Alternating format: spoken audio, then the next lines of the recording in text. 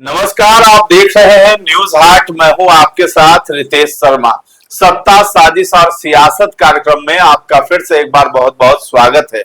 Bankipur seat काफी ज्यादा hot seat बनी हुई है और भाजपा के जो उम्मीदवार हैं उन्होंने आज अपना नामांकन कर दिया।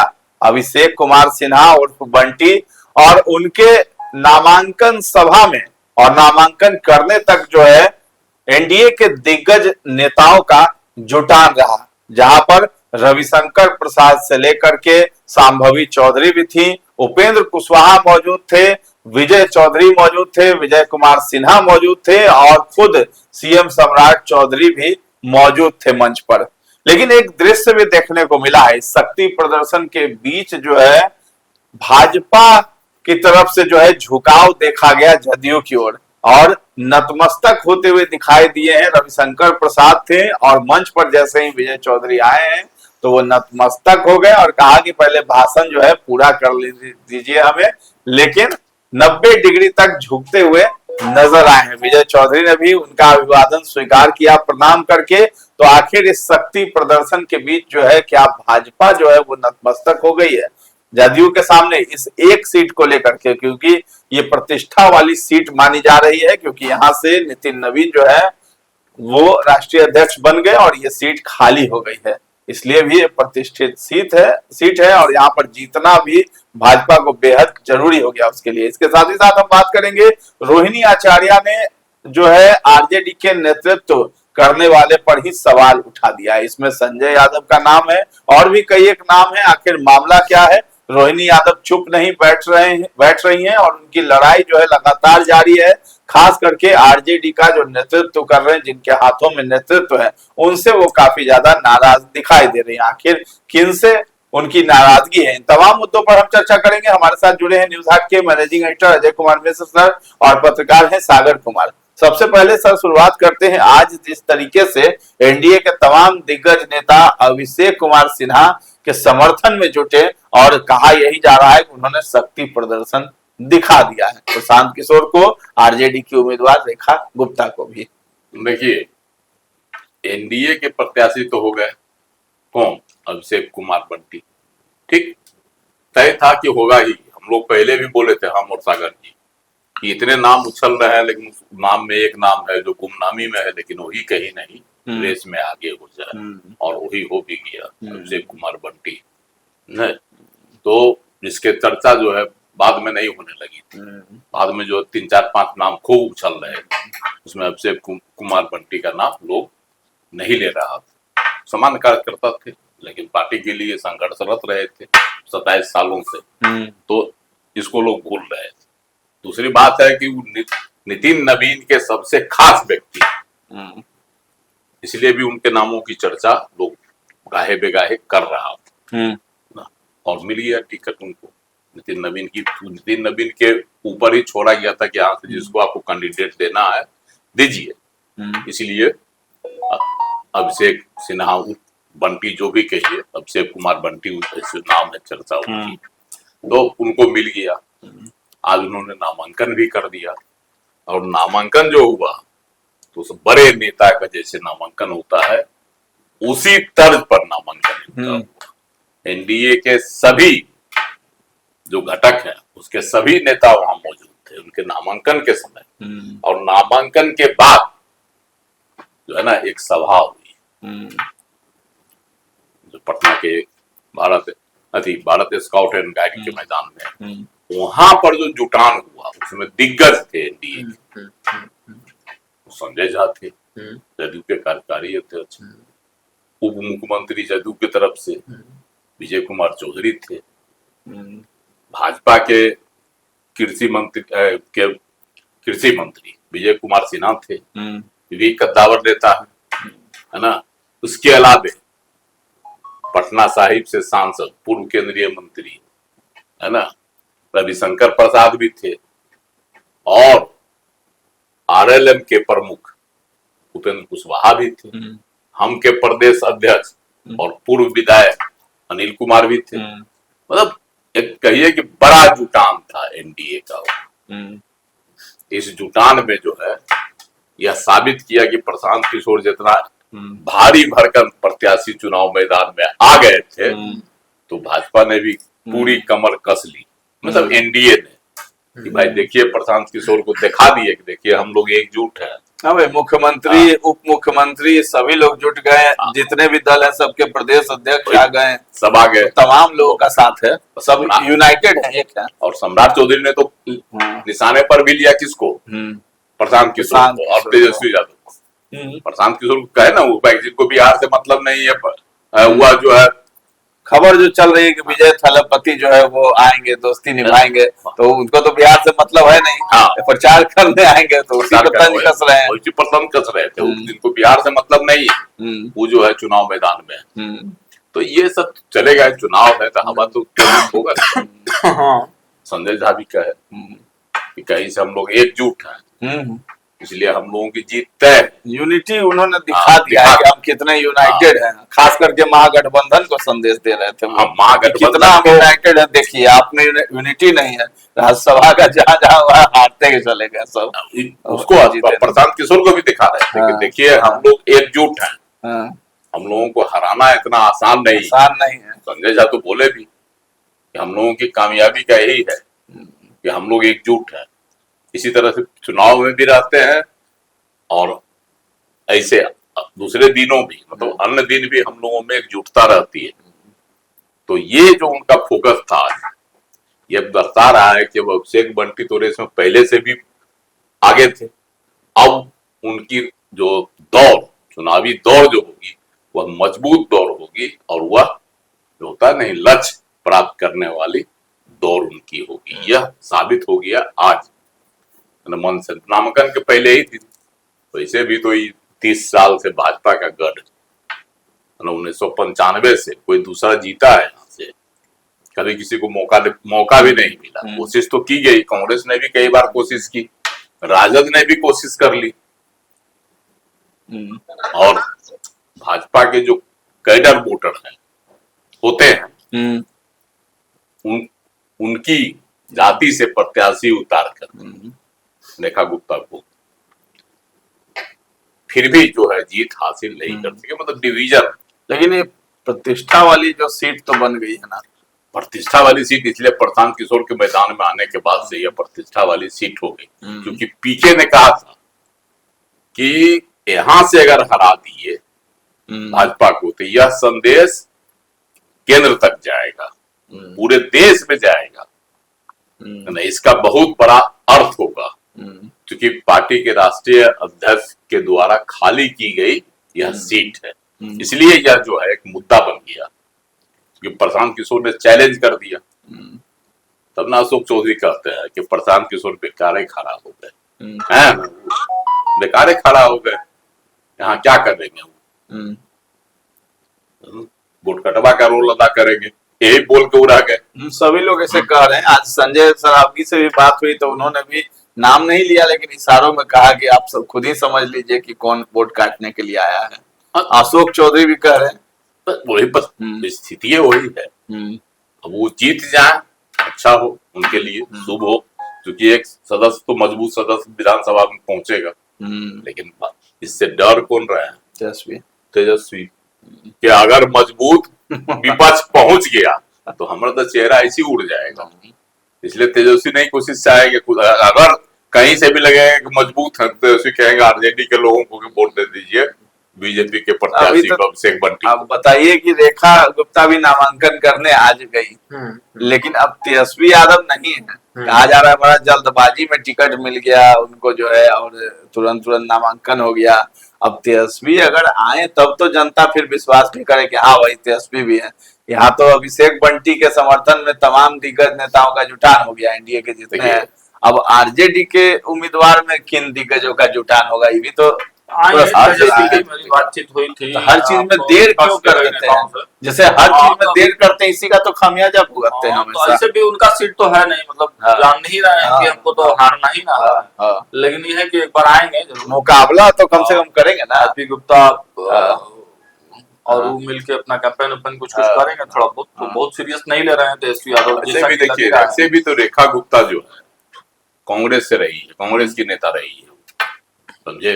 2025 में जो है तेजस्वी ने उनको जबरदस्ती अपने पास ले आया। कांग्रेस मांग कर रही थी सीट का, और बैस का वोट काटने के लिए रेखा गुप्ता को ले आए तेजस्वी यादव। ठीक अंतिम दिन आया, अंतिम दिन उनको टिकट भी मिला है, राबड़ी देवी दी है ना।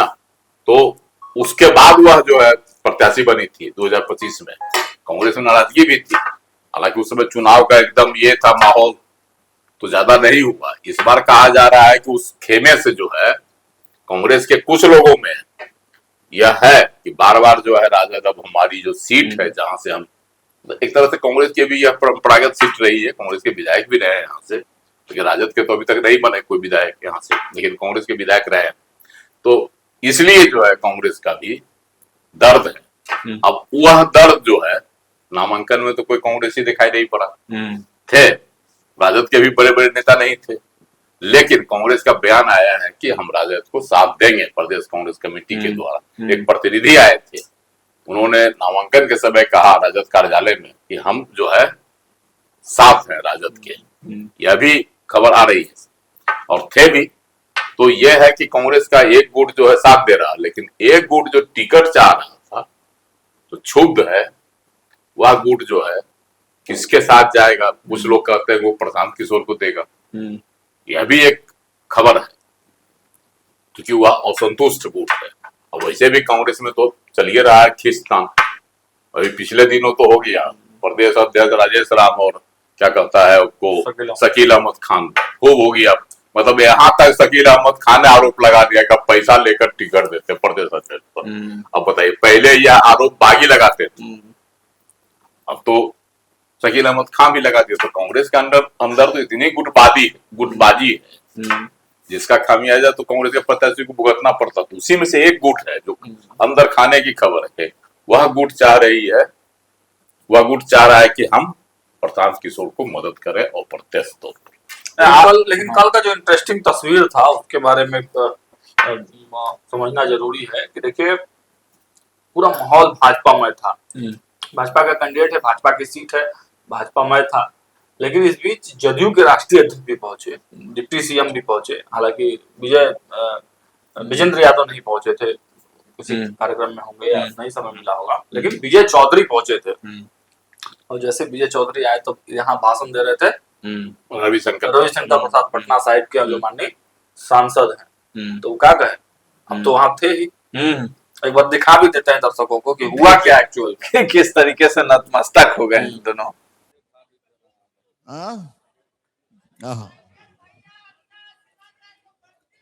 हाँ, संजय झा जी आपका अभिनंदन। विजय बाबू आप, रविशंकर प्रणाम, आपका भी अभिनंदन। आइए बैठिए, मैं जरा भाषण पूरा कर लूं। संजय बाबू भाषण पूरा कर लूं।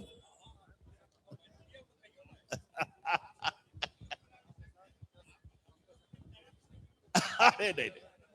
तो समझे मित्रों, मालूम है विजय चौधरी जी बिहार के उप मुख्यमंत्री हैं और संजय बाबू तो जदयू के राष्ट्रीय अध्यक्ष है। तो इनका से हम मैथिली में बाजी छी ता दोनों रात ताली बजा के पड़ा इनका नमस्कार कह दियो बढ़िया से। तो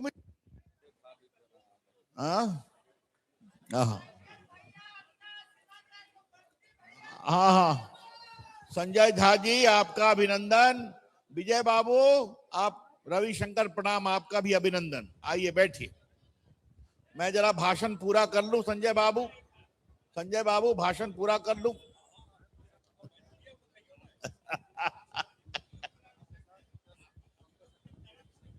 अरे नहीं। तो समझे मित्रों, मालूम है विजय चौधरी जी बिहार के उप मुख्यमंत्री हैं और संजय बाबू तो जदयू के राष्ट्रीय अध्यक्ष है। तो इनका से हम मैथिली में बाजी छी ता दोनों रात ताली बजा के पड़ा इनका नमस्कार कह दियो बढ़िया से। तो देख लिया आप लोगों ने, मतलब साफ है कि ये प्रतिष्ठा कितनी बड़ी प्रतिष्ठा वाली सीट है और प्रशांत किशोर के चुनाव लड़ने की वजह से और ज्यादा प्रतिष्ठा की।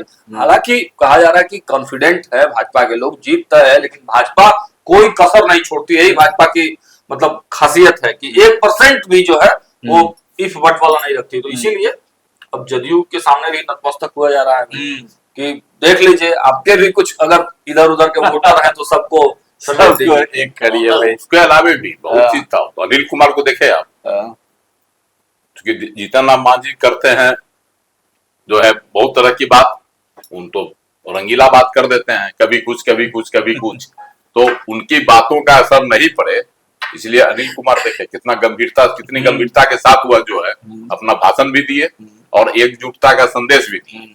उसको उनको छोड़ दीजिए, आप उपेंद्र कुशवाहा को देखिए, उपेंद्र कुशवाहा मंच पे मंच पर एकदम मौजूद थे और उन्होंने जो है भाषण भी दिया कि नहीं हम लोग एकजुट हैं।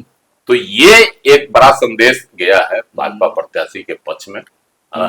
तो ये जो है पूरे विपक्ष को बड़ा जो मिला है, ऐसे तो विपक्ष कमजोर है ये और कल प्रशांत किशोर को लोगों ने संदेश देने का काम हो गया। आज जिस तरीके से नामांकन हुआ, संदेश मिल गया। पे संदेश भाजपा गठबंधन देते रहती है। और कल देखिए कितना बड़ा कार्यक्रम है, सम्राट चौधरी के घर जिलाध्यक्षों की, एनडीए के जिलाध्यक्षों की। मुझे नहीं लगता है कि कोई सीएम के आवास पे एनडीए का हुआ होगा जिलाध्यक्षों की बैठक, बहुत पहले हुआ होगा, हम लोगों के होश में तो नहीं है। पार्टी की जिलाध्यक्षों की बैठक होती थी, लेकिन एनडीए घटक दल के तमाम जिलाध्यक्षों को बुलाना, आप समझिए कि एकदम ग्राउंड पर एनडीए को दिखाना है। ये सम्राट चौधरी की ताकत जो है और बढ़ोतरी करेगी। और देखिए जो परसेप्शन लगातार प्रशांत किशोर की तरफ से बनाया जा रहा है कि भाई ये सीट हम को जिता दीजिए, तब भाजपा के शीर्ष नेतृत्व के पास संदेश जाएगा और तब सम्राट चौधरी को हटा दिया जाएगा, तो उस नैरेटिव को भी सम्राट चौधरी तोड़ने का काम कर रहे हैं। आज तो बातचीत हुई मेरी, प्रशांत किशोर जी का इंटरव्यू भी लगा हुआ है न्यूज हाट पे, हमने सवाल पूछा उनसे, तब उनका अलग अपना कहानी है। हम वो बार यही कह रहे थे कि ये सीट हमको जिता दीजिए, सम्राट चौधरी हट जाएंगे। अब ये कौन सा लॉजिक है? मतलब मोदी जी बोल के भेजे क्या आपको कि सीट जीत के आइए और हम हटा देंगे सम्राट? एक सीट से, अभी बताइए सर, एक सीट हार जीत से सीएम हटा देगा भाजपा? जिसके पास 201 है विधायक अभी, और अगर यह सीट जीत जाती है तो 202 हो जाएगा, तो 2 हो जाएगा। वर्तमान में ऐसे एक सीट साहिबगंज के विधायक पर भी तलवार लटकी हुई है सदस्यता पर, वो अलग बात है। लेकिन वर्तमान में मान के चलिए कि 100-200 सीट तो है जेबी में, और बहुमत के लिए चाहिए कितना? 123 सीट, जिसको इतनी बड़ी बहुमत है, प्रचंड बहुमत है, एक सीट के हार जीत से क्या होगा? हाँ, यह था कि अगर यह जीतते तो भाजपा को सदन में घेरते, मैसेज जाता खराब, लेकिन ये बाकी है। ये नहीं है कि मतलब भाजपा अगर हार भी जाएगी तो सम्राट चौधरी के सीएम से हट जाएंगे। ये तो अरे भाई देखिए प्रशांत किशोर क्यों मैदान में उतरे, उनके ऊपर दबाव था पार्टी का कि अगर आप चुनाव नहीं लड़िएगा, अब लोग छोड़ नहीं समझे तो लोग जो है भाग जाएगा आपको छोड़ के। इसीलिए वह जो है वह भी जानते हैं, समझे। अभी तो नहीं, पहला 2025 के विधानसभा चुनाव में क्या कहे थे वो, जब अंत में आके बोले, शुरुआत में नहीं बोले, शुरुआत में तो कहते थे हम इतना जीतेंगे, अंत में आके क्या बोले, या तो हम अर्श पर रहेंगे नहीं तो हम फर्श पर आएंगे। उनको अंदाज लग गया था अर्श तो मुश्किल है, फर्श ही नजदीक है, समझे। इसीलिए देखे नहीं, फर्श पर आ गए। तो जब नजदीक आ जाएगा, देखिएगा मतदान की तिथि, तो प्रशांत किशोर खुद कर देंगे, ऐसा नहीं है कि वो कर देंगे। हाँ, वो अपने बोल देंगे कि हमारी क्या स्थिति होगी। और इधर राजद कहता है कि हमारा प्रशांत किशोर को मुकाबले नहीं, है ना। बोलिए नामांकन के बाद बोलिए रेखा भाजपा बोल रहा है कि सर ये लोग तो 2 नंबर के लिए लड़ रहे हैं, पहला तो मेरा फिक्स है, 2 नंबर में राजद होगा कि धनसुराज होगा, उसके अब धनसुरा राजद की जो है प्रत्याशी रेखा गुप्ता ने नामांकन के बाद कहा कि हमारी लड़ाई तो बीजेपी से है और हम जीतेंगे। पिछली बार हम 46,000 वोट लाए, जबकि आनंद फानंद में मतलब खड़ा हुए तब, इस बार तो मेरी तैयारी है, हम तो जीतेंगे। और अगर तो मुकाबला मेरा बीजेपी से, प्रशांत किशोर तो अपना मुकाबला भी नहीं मानती है, बीजेपी भी नहीं मानती है। बीजेपी के प्रत्याशी क्या कहे थे, बात थे वहां नामांकन के बाद मीडिया से बात करते हुए, मुकाबला तो दोनों तरफ से है। आरजेडी भी मानता है कि मेरा मुकाबला जो है बीजेपी से है, और बीजेपी भी मानती है कि मेरा मुकाबला आरजेडी से। तो प्रशांत किशोर तो बीच में हवा ही है।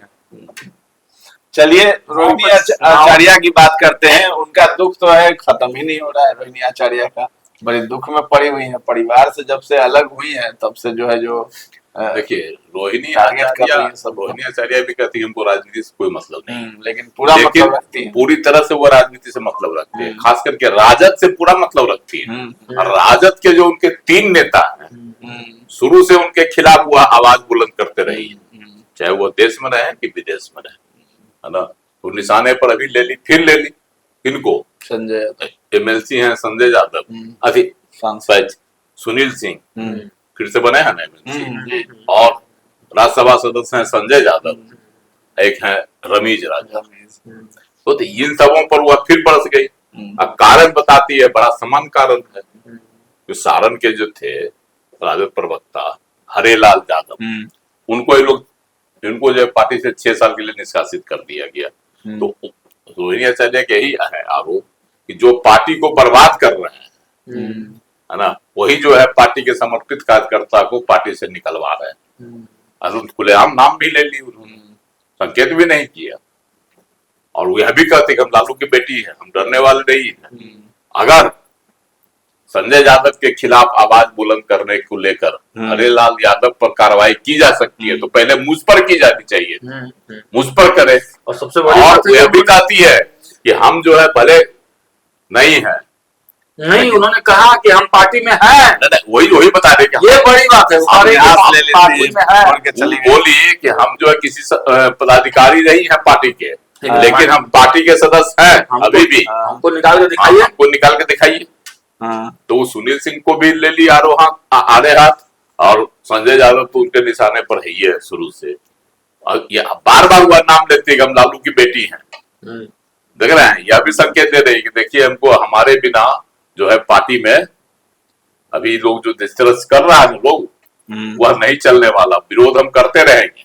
तो ये है कि फिर से जो, और इसके पीछे कारण है, सियासी कारण है। इस बार तो वह सारण सीट से लोकसभा का चुनाव हार गए, लेकिन अभी भी रोहिणी यादव के दिल में दर्द है कि हम वहां से नहीं जीते। तो हो सकता है कि 2029 के लोकसभा चुनाव में फिर से वह सारण संसदीय सीट से चुनाव लड़े। टिकट तो मिल ही जाएगा। लालू जी अगर रहे, राबड़ी जी रहेंगे तो टिकट तो मिलेगा ही। तो टिकट मिल जाएगा, चुनाव लड़ जाएगी। इसीलिए वह जो है कहते कि बहुत समर्पित कार्यकर्ता है, जो भी समर्पित कार्यकर्ता है वहां का, कहाँ का, सारण का, सबको धीरे धीरे करके ये लोग हटा रहा है, किनारे किया जा रहा है, किनारे कर रहा है। नाराज है, हाँ, इसी से नाराज है। और पिछले दिनों कैसा तस्वीर आया था, शक्ति यादव मंच पर थे और क्या क्या हो रहा था, वीडियो पूरा। तो राजद के संगठन की स्थिति इसी तरह है, अंदर जो है ठीक नहीं चल रहा है, कभी काम चल गया। तेजस्वी यादव विदेश में है, स्वाभाविक है कि बात बात पर अब विदेश चल जाइएगा। तो पार्टी का कहावत है ना, कि 52 चलल घर आहार भेल एने ओने, है ना। तो वही हाल है राजद। चलिए राजद का हाल बेहाल है, रोहिणी का दुख जो है खत्म नहीं हो रहा है। एक तरफ एनडीए की तरफ से अभिषेक बंटी के लिए शक्ति प्रदर्शन की आज जो है प्रदर्शन मतलब किया गया और दिखा दिया गया है विपक्ष को कि हम यूनाइटेड हैं और आपसे किसी भी तरह का मुकाबला नहीं है और भाजपा की बांकीपुर सीट पर जीत सुनिश्चित होगी। तो फिलहाल इस चर्चा को हम लोग यहीं पर विराम देते हैं। कैसा लगा ये कार्यक्रम हमें कमेंट में जाकर जरूर बताइएगा, और हमारे चैनल को अभी तक आपने सब्सक्राइब नहीं किया है तो जरूर कर लें। धन्यवाद।